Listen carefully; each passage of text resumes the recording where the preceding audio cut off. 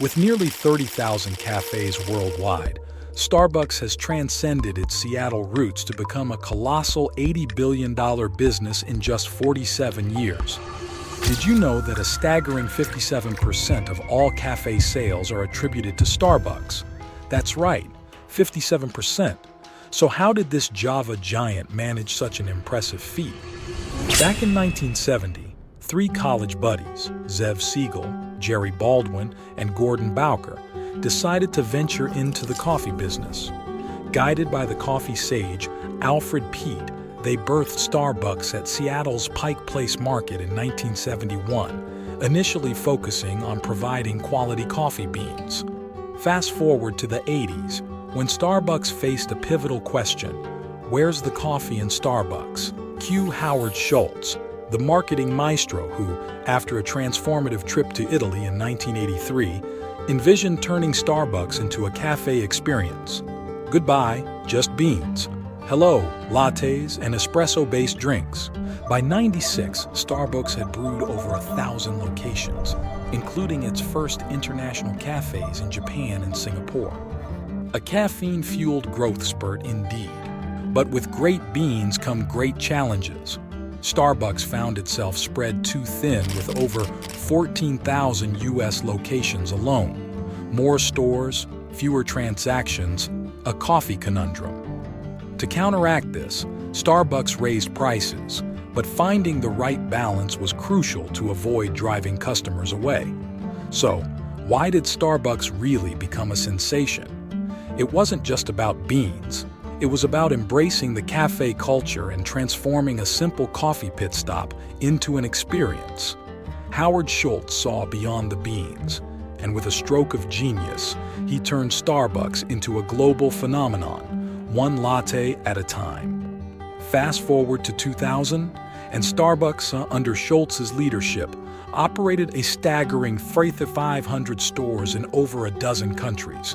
But hold on to your coffee cups, because between 2000 and 2007, the number of Starbucks cafes went turbo, skyrocketing from 3 out of 500 to over 15,000. That's right, they were popping up like mushrooms after a caffeine-induced rain.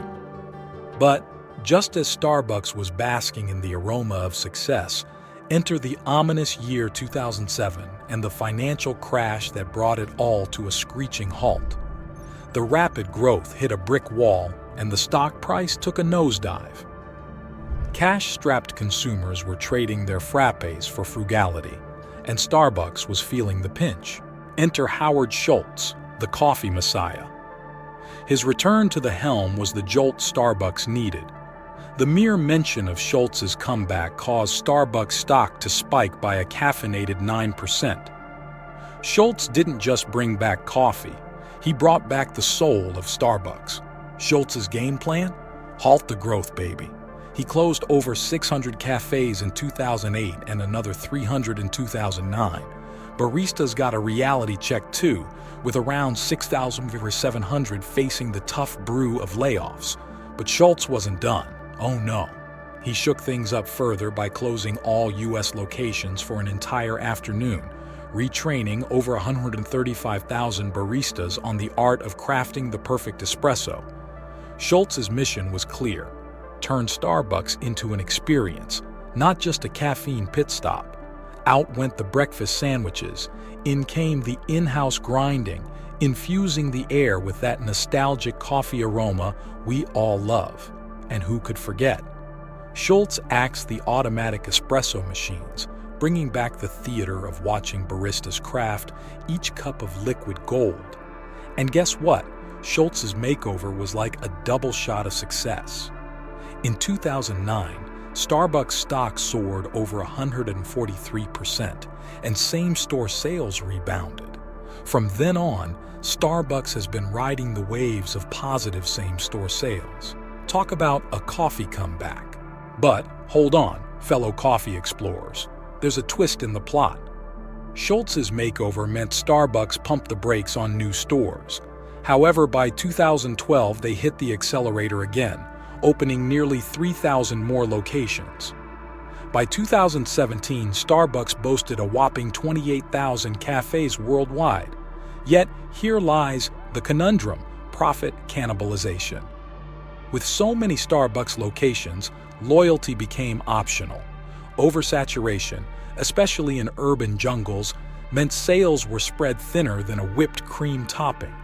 Customers could now play the field, choosing any Starbucks on the block. Now, picture this: Starbucks, the behemoth of coffee, with overall sales soaring high. But here's the kicker: individual same-store sales not reflecting that growth. It's like having a party in the coffee world, but not everyone's RSVPing. Why, you ask? Well, let's brew on that. First off, changing consumer preferences. People today are giving sugar-laden calorie bombs the side eye. And guess what's been a star player in Starbucks lineup?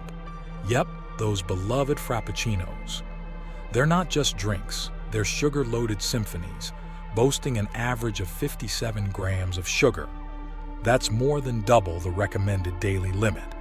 So, as folks aim for healthier sips, Starbucks found itself at a crossroads. And what does a coffee giant do when faced with challenges? It evolves.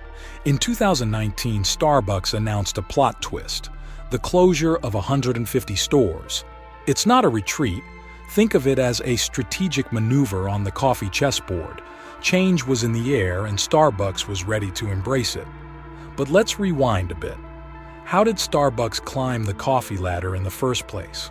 It's more than just coffee. It's a tale of evolution.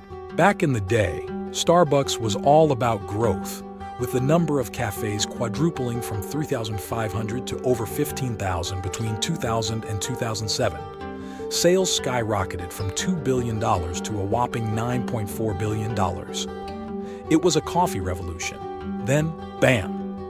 2007 hit, and the financial crash brought Starbucks' caffeine-fueled dreams to a temporary halt. The stock took a nosedive as consumers tightened their belts, literally and figuratively, shying away from pricey coffee habits. But fear not, enter Howard Schultz, the savior of Starbucks. Schultz's return was like a shot of espresso for the brand. He closed cafes, laid off baristas, and even shut down all U.S. locations for an afternoon to retrain the troops. Out went breakfast sandwiches, in came the aromatic grind of in-house coffee, and the removal of automatic espresso machines brought back the coffee theater. The result?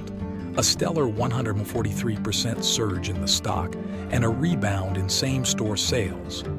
However, with success comes a new set of challenges. Starbucks, in its quest for global domination, opened the floodgates to new stores. The coffee landscape changed, with Starbucks reaching a staggering 28,000 cafes worldwide by 2017. But here's the catch: profit cannibalization. Too many stores, especially in urban jungles, meant sales were thinly spread and customer loyalty became optional. Now let's talk numbers. Starbucks, the coffee colossus, is making waves with a strategic move. Closing 150 stores in 2019 might sound like a blip on the coffee radar, but hold on, that's 3 times more closures than the usual annual quota. It's not a retreat. Think of it as a recalibration, a thoughtful sip from the cup of strategic growth. But why the closures, you ask? Well, decadence has taken a back seat. Those whipped cream wonders are making room for a lighter, fresher approach. Cold brews and fruity refreshers are stealing the spotlight. It's like Starbucks is on a diet, shedding the extra sugar weight for a healthier, more vibrant menu. And here's the plot twist: delivery is coming to a Starbucks near you. By the middle of 2019, a quarter of company-owned stores will be delivering your favorite brew right to your doorstep. Convenience just got a caffeine boost, and we're all here for it. Now, let's talk about Starbucks Reserve Roasteries. Picture this: massive 20,000 square foot stores designed to be a coffee lover's paradise. These aren't just cafes. They're coffee laboratories where baristas and bartenders channel their inner mad scientists, experimenting with brewing methods and crafting innovative beverages that'll make your taste buds do a happy dance. And guess what? These roasteries are more than just a coffee haven.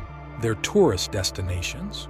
In the first weeks alone, the Shanghai roastery was making a jaw-dropping $64,000 every day.